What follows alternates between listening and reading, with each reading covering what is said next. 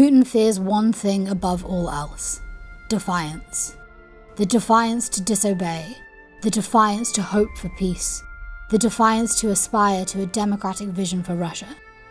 Journalist, political activist, and vice president of the Free Russia Foundation, Vladimir Kara-Murza embodies the spirit of a free and democratic Russia, and has strived to create a future in which Russians prosper under freedom and democracy, peacefully alongside their neighbours in a Europe that is whole, free, and at peace.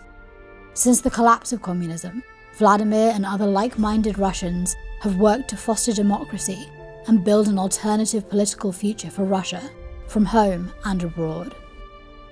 Through his leadership in securing the passing of the Global Magnitsky Act, Vladimir has ensured that the United States and its democratic partners are able to hold Vladimir Putin and his regime accountable for their human rights violations and attacks against Russia's democratic opposition.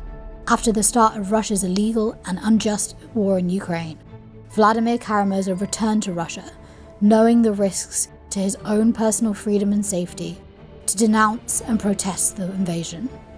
I was convinced that I was going to die in that Siberian prison. I was convinced that I was never getting out, that I would never see my family again, that I would never be able to hug my wife and kiss my children. I would never, ever walk as a free man again. This is what I was convinced of. The Kremlin has tried to suppress Vladimir's voice with arrest, imprisonment, and have even gone as far as attempts on his life. However, many Russians with the same mission have not survived to fulfill the hope of a better Russia.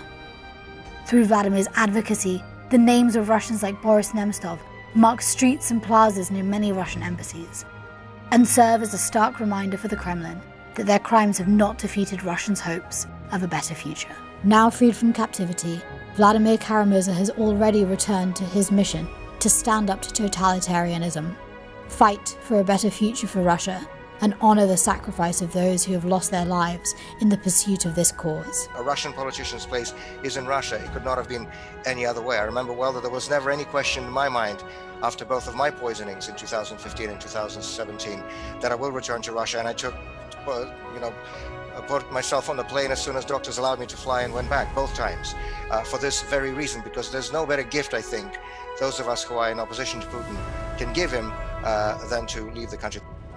CEPA is proud to present the Freedom Fighter Award to Vladimir Kara-Murza for his unwavering commitment and unsurpassable dedication to building a free, democratic Russia.